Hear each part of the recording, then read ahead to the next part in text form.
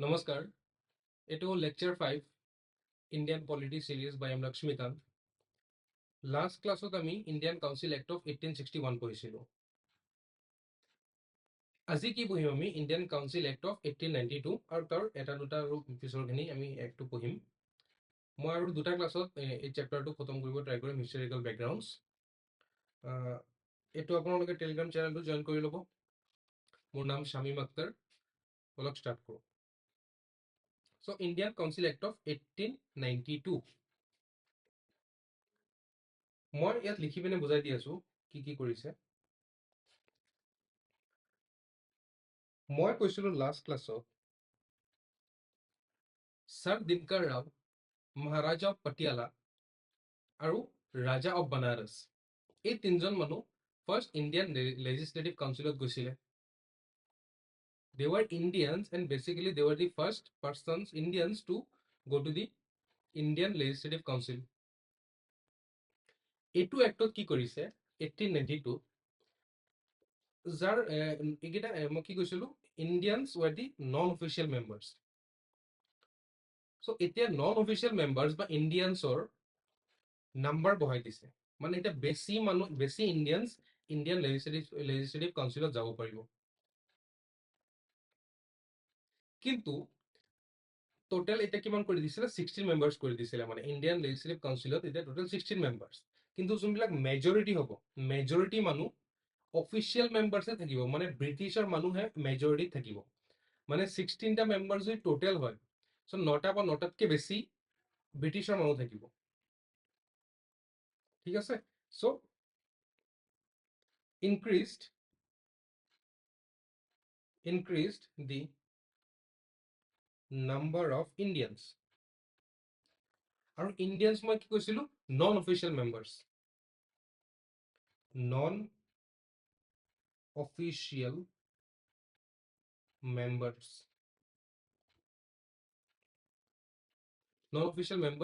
in Indian Legislative Council. In Indian Legislative Council. কিন্তু majority official মেম্বাৰ্সও থাকিব. But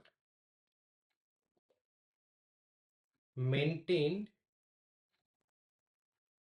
the official majority. Official majority মানে কি more than 9 members. More than 9 members.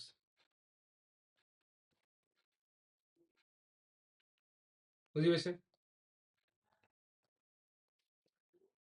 পিছত কি কৰিলে 1861 পৰা যোনবিলাক ইণ্ডিয়ানছ নন অফিচিয়েল মেম্বাৰ্স ইহঁতক কোনে নমিনেট কৰি আছিলে ভাইসৰয় অফ ইণ্ডিয়া. 1861 পৰা 1891 লৈকে যোনবিলাক ইণ্ডিয়ানছ গৈছিলে ইণ্ডিয়ানছক ভাইসৰয় নমিনেট কৰি আছিলে. কিন্তু 1892 পিছত প্ৰভিন্সিয়েল লেজিসলেটিভ কাউন্সিল আছিলে. মই কৈছিলো লেজিসলেটিভ কাউন্সিল বনোৱা হৈছিলে. এতিয়া ইহঁতৰ ৰেকমেণ্ডেশ্যনত বিনা নমিনেশ্যন অফ ভাইসৰয় এতিয়া কোনোবা ইণ্ডিয়ান লেজিসলেটিভ কাউন্সিলত যাব পাৰিব. মানে কি এতিয়া প্ৰভিন্সিয়েল লেভেলৰ পৰা প্ৰভিন্সিয়েল ধৰি লওক কোনোবা গভৰ্ণৰ আছে প্ৰভিন্সিয়েল লেভেলত কাৰোবাক ৰেকমেণ্ড কৰিছে আৰু সেই ৰেকমেণ্ডেশ্যন দি পিনে ইণ্ডিয়ান লেজিসলেটিভ কাউন্সিলত গৈছে আৰু তাত ভাইসৰয়ৰ একো নমিনেশ্যনৰ দৰকাৰ নাই. সো ইয়াত বেসিক্যালি কি হৈছিলে ইয়াত ভাইসৰয়ে চুজ কৰা নাই. কাইন্ড অফ ইলেকশন টাইপ হৈছিলে. মানে ইয়াত ইলেকশন বুলিতো কোৱা নাছিলে বাট কাইন্ড অফ ইলেকশন কিয় কৈছো বিকজ ইয়াত প্ৰভিন্সিয়েল লেভেলৰ পৰা পঠাইছে ইণ্ডিয়ান লেজিসলেটিভ কাউন্সিলত আৰু তাত ভাইসৰয়ে একো কৰিব পৰা নাছিলে. মানে ভাইসৰয়ে নমিনেট কৰা নাছিলে. এইটো ৰেকমেণ্ডেশ্যনৰ থ্ৰু দি গৈছিলে. সো আমি কি ক'ব পাৰিম it is the basic it is the first step to democracy. বুজি পাইছে? কিন্তু ইলেকশন যোনটো ওয়ার্ডটো আছিলে এটো মেনশন কৰা নাছিলে. এটা এই ইলেকশন ইলেকশ্যন ৱৰ্ডটো আমাৰ বুকত লিখি দিছে, the word election was not mentioned. এইখিনি কৈছে কিয়? চাওক, মই কি কৈছিলো, নাও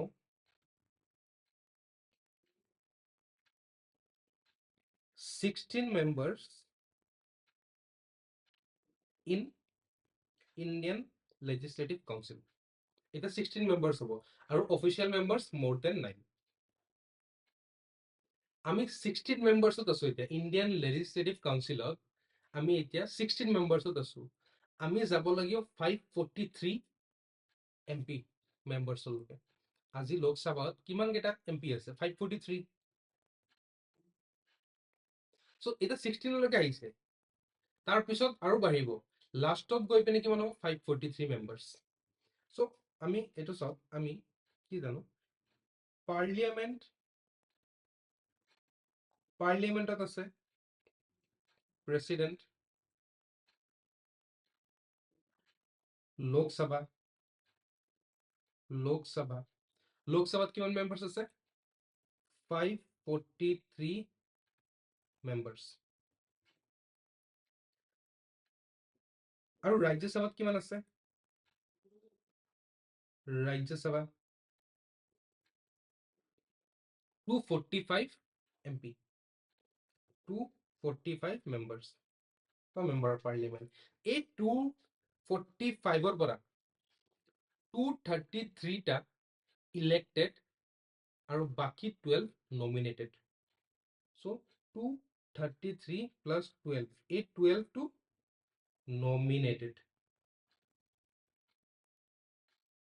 দেখা পাইছা ন?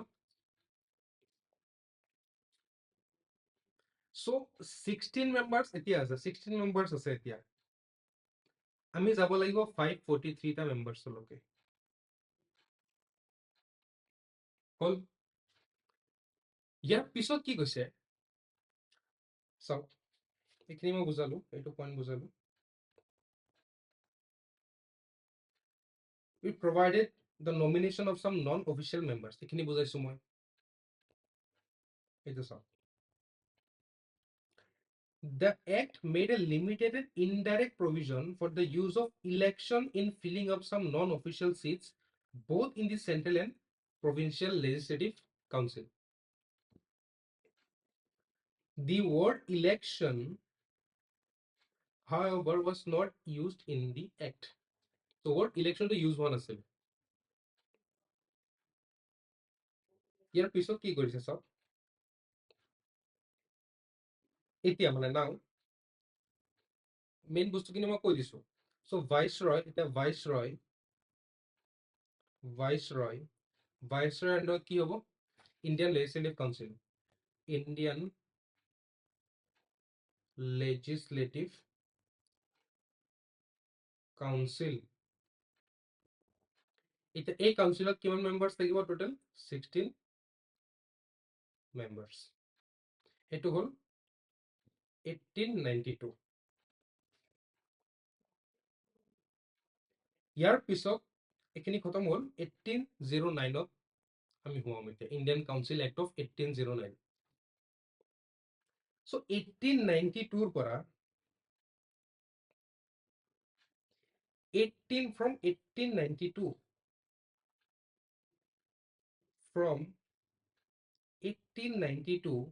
to 1909 কিবা এটা চেঞ্জ আনিছে মানে। কাউন্সিল এক্ট অফ 1909 মানে ইণ্ডিয়ান লেজিসলেটিভ কাউন্সিলত কিবা চেঞ্জ আনিছে। এটা চেঞ্জটো কিয় আনিলে? What is the reason behind this change? So 1892 পৰা 1909লৈকে বহুত কিবা ইনচিডেণ্ট হৈছিল, হিষ্টৰিকেল। আমি যেতিয়া মডাৰ্ণ হিষ্ট্ৰী পঢ়িম, আমি পঢ়িম। নাম্বাৰ 1, বেংগলৰ পাৰ্টিশ্যন হৈছিলে। বেংগলৰ পাৰ্টিশ্যন হৈছিলে কেতিয়া? 1905ত। কংগ্ৰেছে স্বদেশী মুভমেণ্ট লঞ্চ কৰি দিছিলে। স্বদেশী মুভমেণ্ট বাই কংগ্ৰেছ। আৰু third, Muslim League was established in 1906। 1906ত মুছলিম লীগ এষ্টাব্লিছ হৈছিলে।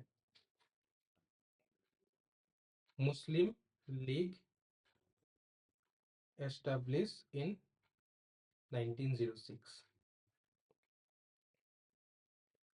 So এইকেইটাৰ হিষ্টৰিকেল ইনসিডেন্ট হোৱাৰ পিছত ব্ৰিটিছে ভাবিলে we need some change in the Indian Legislative Council. সেইটো কাৰণে ইণ্ডিয়ান কাউন্সিল এক্ট অফ 1909 আনিছে। সেইটো কাৰণে কি আনিছে? Indian councils act 1909।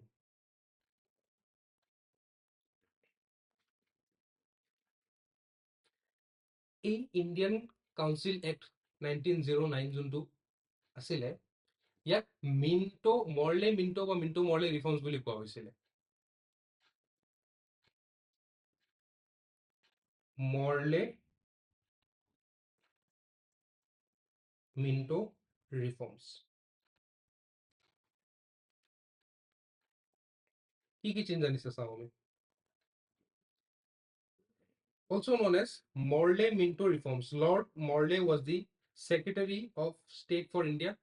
Morley কোন আছিল? Secretary of State, new office বুজাইছিলো। So Lord Morley was the Secretary of State and Lord Minto was the Viceroy of India. সেইটো কাৰণে Morley-Minto reforms বুলি কোৱা হৈছিলে ইয়াক, Indian Council Act of 1909.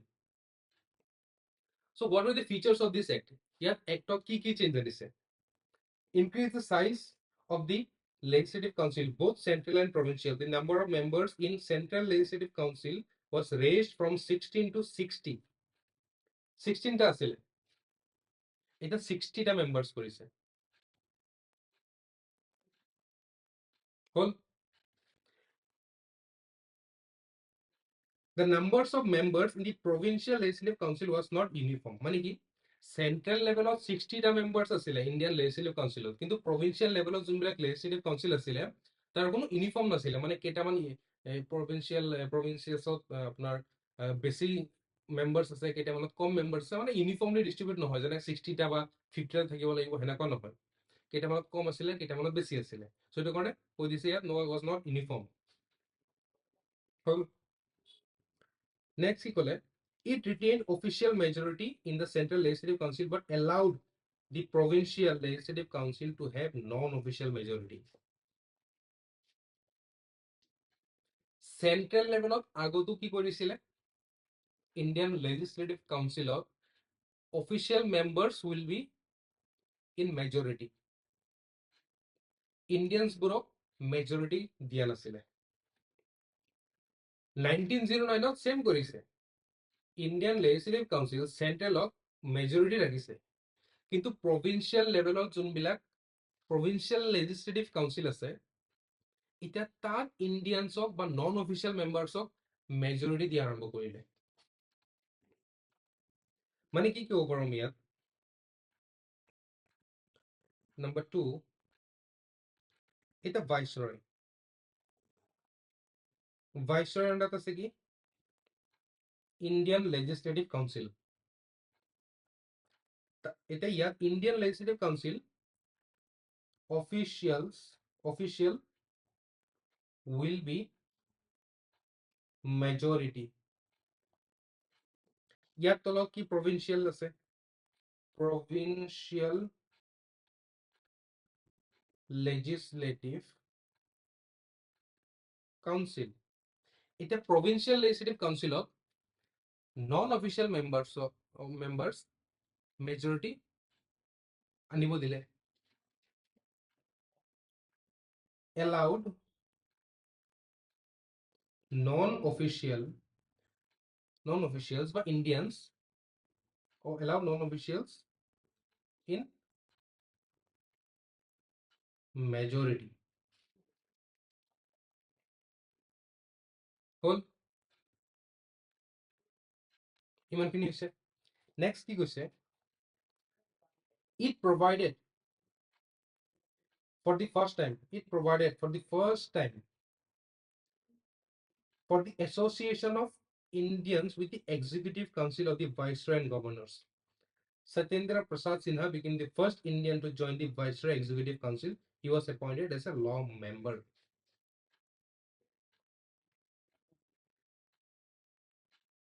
চাওক এইটো হ'ল ভাইসৰয়ত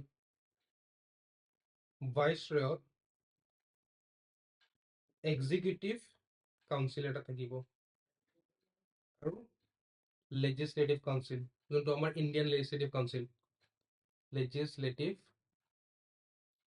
কাউন্সিল এতিয়া ইণ্ডিয়ান লেজিসলেটিভ কাউন্সিলত কিমান মেম্বাৰ্স হৈ গ'ল 60 মেম্বাৰ্স এক্সিকিউটিভত কি আছিলে এক্সিকিউটিভ মেম্বাৰ্স তাত কোনো অফিচিয়েল মানে নন অফিচিয়েল মেম্বাৰ্সক সোমাব দিয়া নাছিলে এক্সিকিউটিভ কাউন্সিলত non official members were not allowed মানে ইণ্ডিয়ানছক এলাউ কৰা নাছিলে Indians are allowed in law making process law বনাব পাৰিব but law implement কৰিব নোৱাৰে মানে কিন্তু ইয়াত কি কৰিলে এইটো এক্টত Indians were allowed in executive council of viceroy and governors মানে কি Indians were allowed বুঝি পাইছে সত্যেন্দ্ৰ প্ৰসাদ সিনহা ফাৰ্ষ্ট কোন আছিলে সত্যেন্দ্ৰ প্ৰসাদ সিনহা যদি 1 মাৰ্কছৰ কোৱেশ্চন সুধিব পাৰে first Satyendra Prasad Sinha was the first to join the executive council of viceroy and governors ইমানখিনি হ'ল নেক্সট কি কৰিলে it introduced a system of communal representation for Muslims by accepting the concept of separate electorate. Under this, the Muslim members were to be elected by only Muslim voters. So, ইয়াৰ পৰা divide and rule policy actually ইয়াৰ পৰা আমি ক'ব পাৰো আৰম্ভ হৈছে কিয় আৰম্ভ হৈছে because Lord Mintoe separate electorate দিছিলে what is separate electorate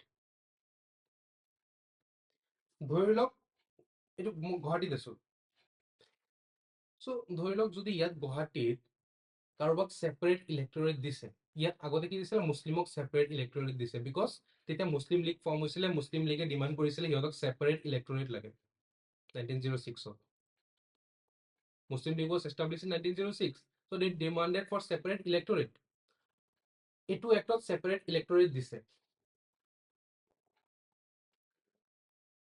Lord Mintoe dise separate electorate ইয়াৰ পৰা কমিউনালিজম আৰম্ভ হ'ল কমিউনাল ৰিপ্ৰেজেন্টেশন মানে গুৱাহাটীত যদি সেপাৰেট ইলেক্টৰেট আছে এতিয়া ধৰি লওক কোনোবা মুসলিম মানুহ এটা খাৰা হৈছে